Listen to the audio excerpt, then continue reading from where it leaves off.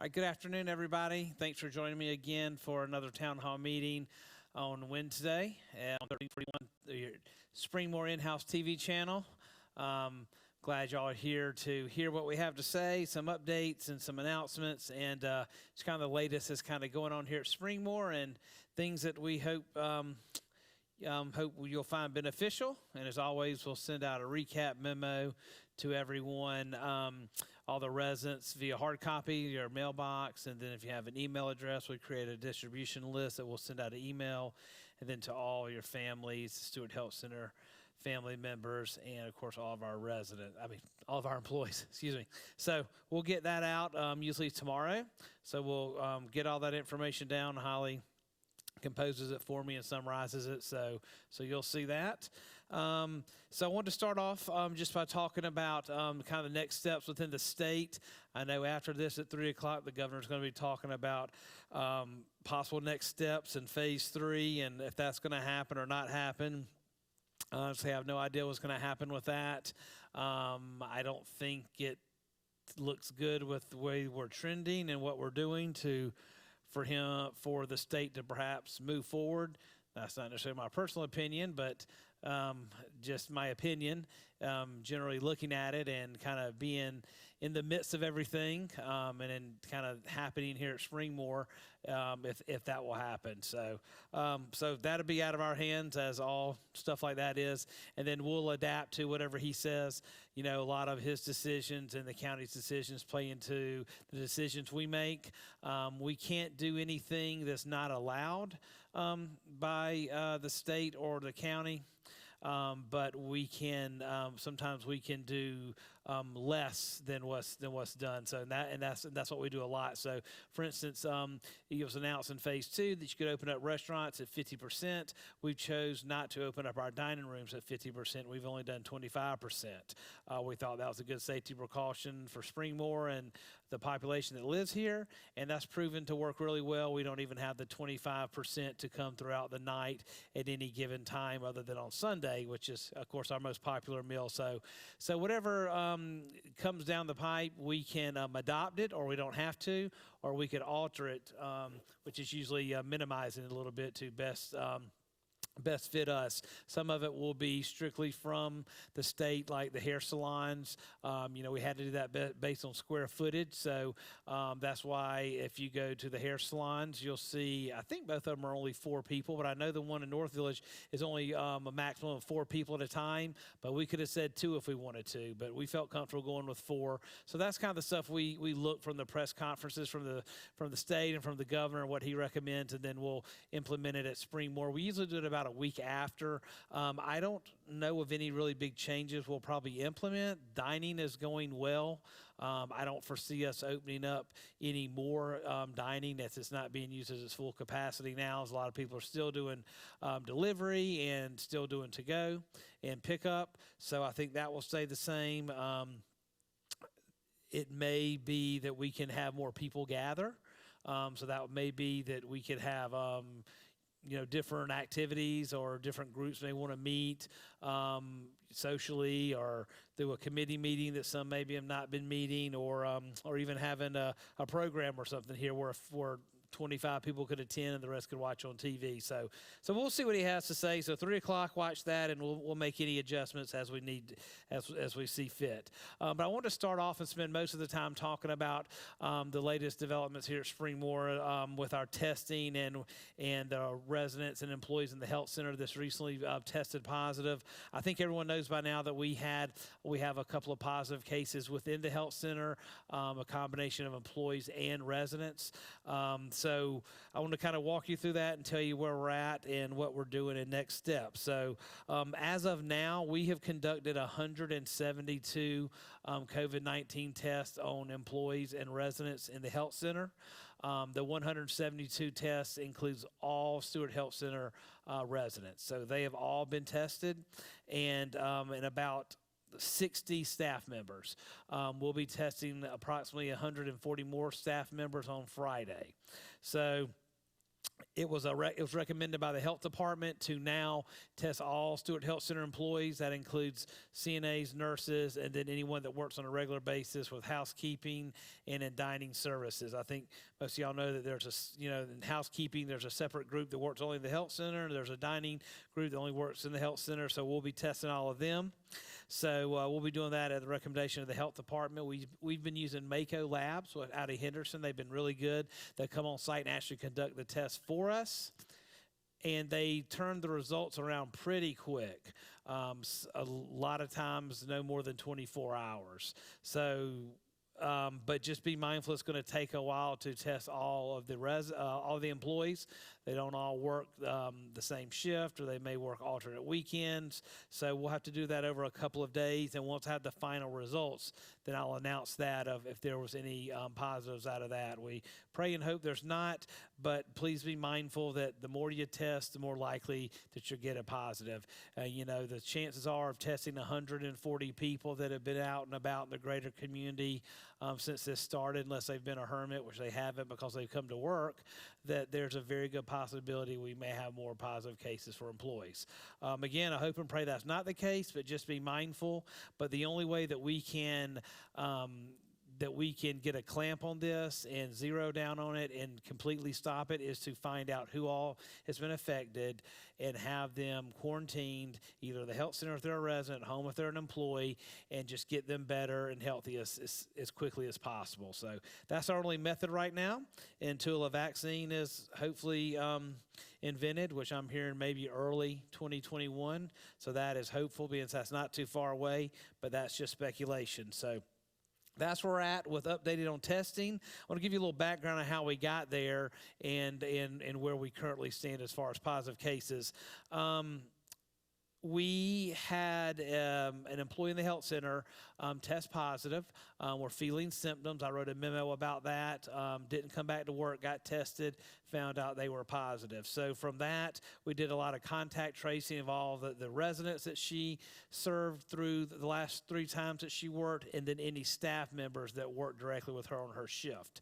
So we conducted, I'm not sure how many tests, I believe 15 resident tests, and 40 employee tests. 2 residents came back positive. They happened to be roommates, which was good, and we thought that was kind of isolated, and hopefully it still is somewhat. So those were the first 2 resident cases and the first employee case. During that time, we had another employee in the health center test positive, so that made 2 residents and 2 employees.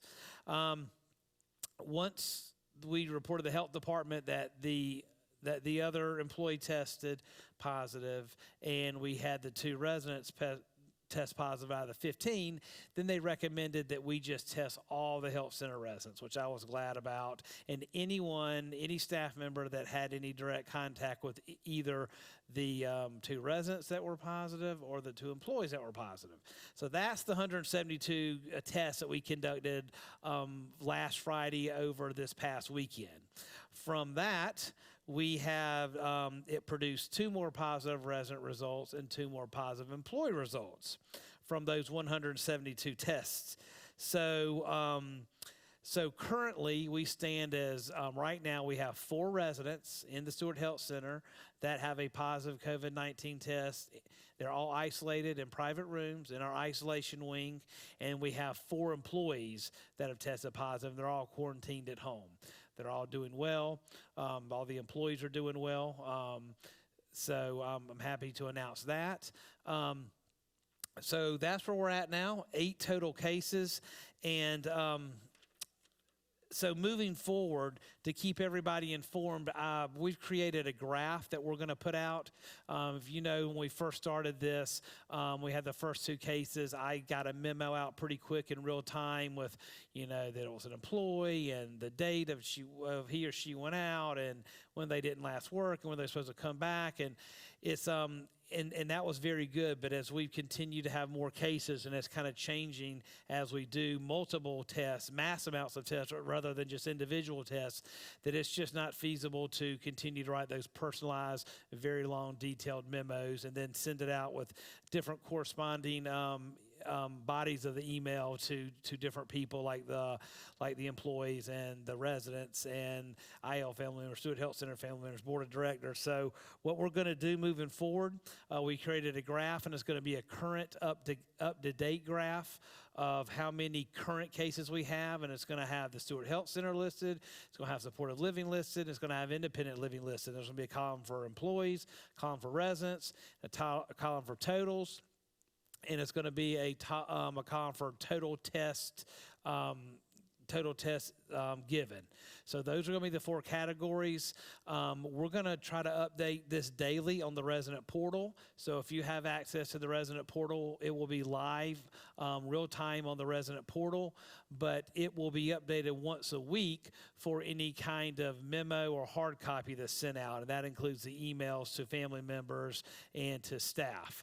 So, so again, moving forward, with the mass amount of tests we have and the lingering time it takes to get the results. Some are within 24 hours, and then some they lag 72 hours. So it just depends. We'll have a graph that will be very specific and very easy to follow. Remember, it will be up to date. We're first going to do one of a whole history, and I had one for independent living, and that was the first housekeeper we had months ago, and it seemed to confuse some staff members, which was a good thing because I said if it confused them, it may confuse y'all, so we're just going to have active cases. So look for that probably tomorrow in the portal, and look for it in the memo that I will be sending out to all of you, hard copy in your mailbox, and then via email to families or to your inbox with your email. If there's any specific staff or residents that need to be notified about a case, of course you'll be notified. So if there is, let's just think, I hate this happens again, a housekeeper that we identify as being positive, and they are your housekeeper, you will know, like we did last time, that there are 15 or 16 people that they were possibly exposed, and then we'll go from there. But if you don't need to know, we're not going to give specifics. You'll just see the tally come back of another employee or another resident. There's no need to know the specifics unless it affects you personally, and that goes for our staff as well. They'll only get the ones that they need to know about, but everyone will be up to date. I want it to be as transparent as possible. You'll see it real time.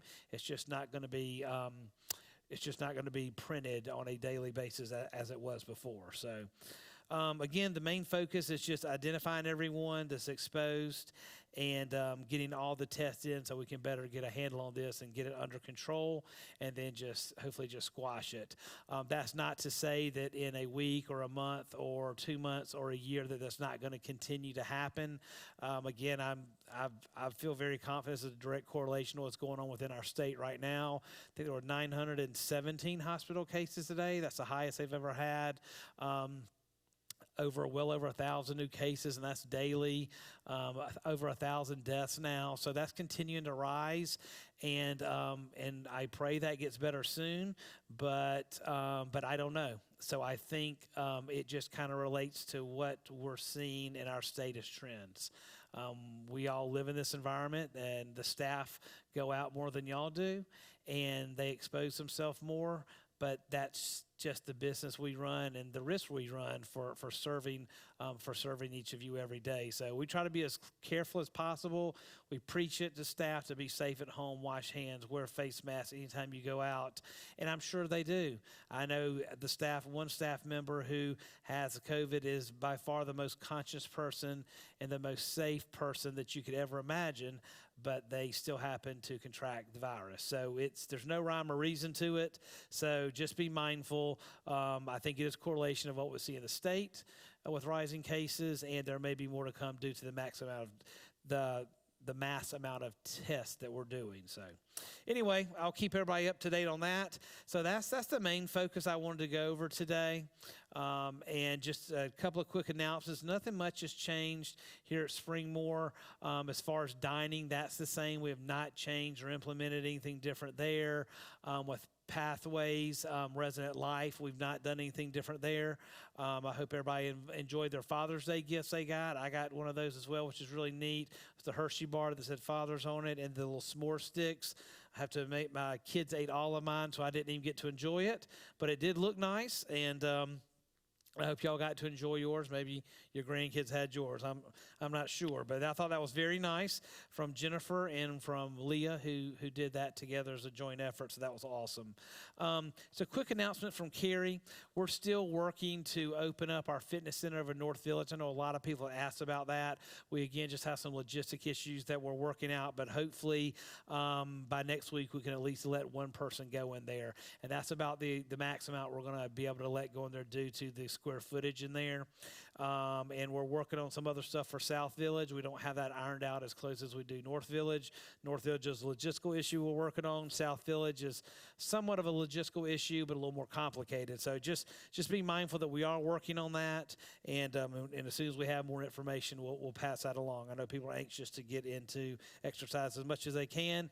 But in the meantime, I was reminded again today by a resident to get out and walk and get some exercise outside, enjoy the, well, I could say hot weather now, warm weather. It's just flat hot weather, and work up a good sweat and go in and cool off, and that's good exercise for the day.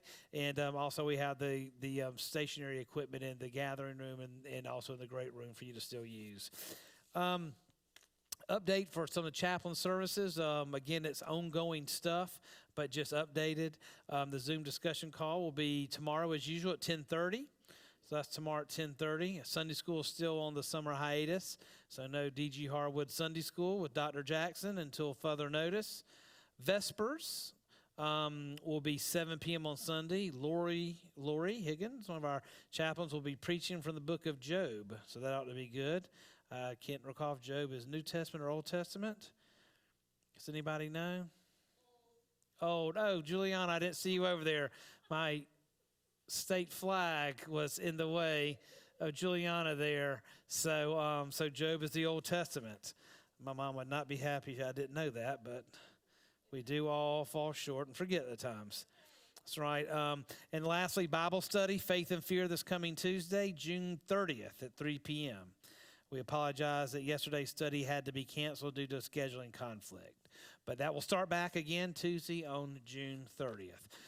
So those are really all the announcements that I had. I'll be happy to take any calls or any questions you have. Normally, the normal number, 7054. So if anybody wants to call 7054 and ask anything, tried to cover everything as detailed as possible, and we'll get it all out in a recap memo. But I think it's important to for everybody just to remain positive. And, you hear things on the news or somebody says, oh, Springmore's got COVID-19 cases. Yeah, we do. It's nothing to be ashamed of.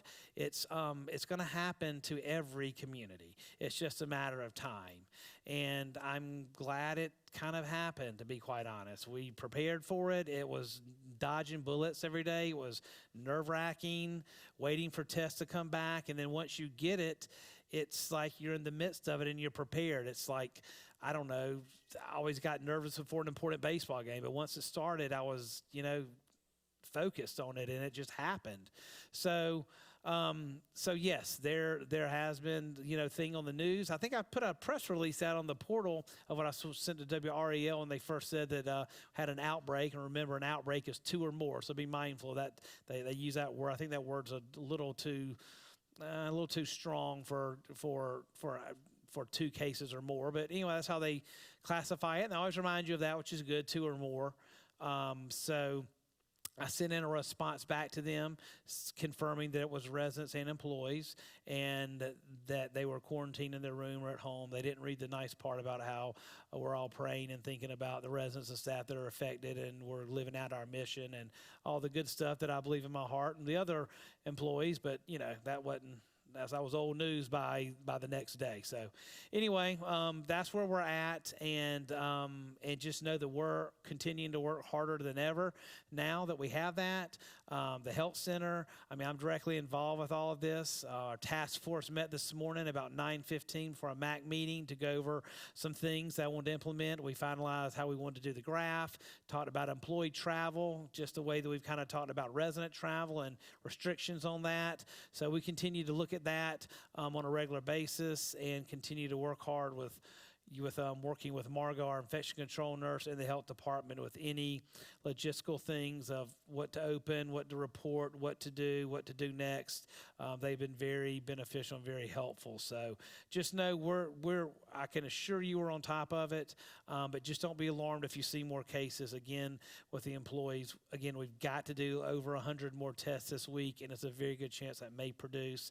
And I can promise you that if another community this size did the amount of tests we did, it would be the exact same results. I will bet my paycheck, do we get paid this Friday? I hope so. God, yeah. So I'll bet my paycheck this Friday, if we did the number of tests on the number of residents and staff the size of Springmore, it's going to produce the results, if not more. And just remember, if you look at this from a percentage standpoint of the residents that are positive versus the total census in the health center, it's 3%. So 3% of our residents have tested positive. So just if you are pro Springmore, I hope you are, you can throw that stat out and say it's 3%, and we hope to get it down to 0 again. But just continue to hang tight and just have faith in us and promise that we're working and doing absolutely everything in our ability to get it under control and maintain it. Yes, sir.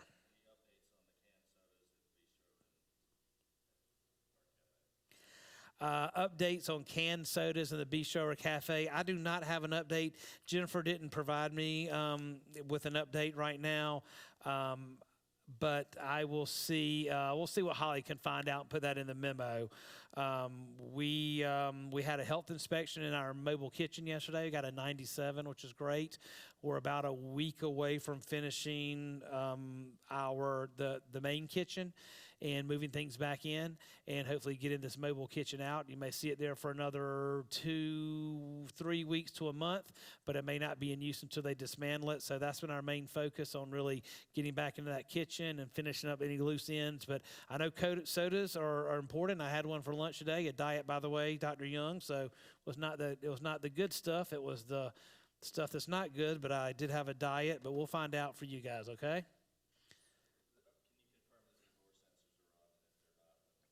Yes, good question. So I mentioned last week that we were going to turn the door sensors back on, and I was going to do that before the weekend, but with everything that happened on Friday with the testing, that just didn't happen. I had to focus all my attention on the testing. So I did have Randy turn the sensors back on, I believe, as early as Monday. So all the sensors should be back on all the automatic sliding doors. That was a suggestion from many residents, and I think that's fine. The stay-at-home order had been lifted. Residents were going and coming more. So, again, I pray that family members are not coming in when they shouldn't. They could have gotten in just as easy as they have now. It's just a little more inconvenient.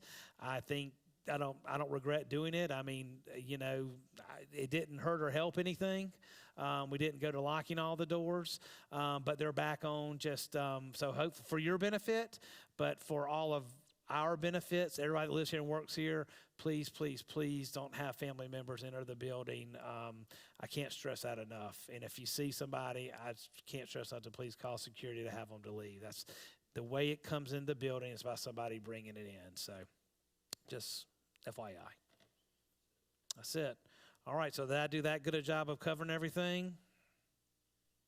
Phone call, yes or no? I'm kidding. No, you don't have to do that. But I do appreciate y'all tuning in. I know this is important, and this is important to me. Maybe we'll continue doing these a little longer. I don't mind doing it, and we got a lot going on right now. So as I was telling the staff today or yesterday, that what we've seen for the past 4 months in the world is finally just happening here at Springmore. We don't want it to get any worse, and we don't want to play it off, and I can assure you we're not, because I can tell you I have never worked as hard, and many other staff members, on keeping people safe and changing policies and keeping everybody informed than we have in our entire career. So I can tell you it's no lack of effort. It's just what happened. So hopefully we'll fix it as soon as possible. So any specific questions, let me know. I'll be happy to answer them. And thanks again for your time and your support and your continued prayers. That's the best thing we can do. And just keeping yourself safe as well. So if that is it, we'll get your early break out of here, and we'll get this recap memo done, and you guys can go watch Governor Cooper, and we'll see what happens next. So hope y'all have a great day, and thanks for tuning in.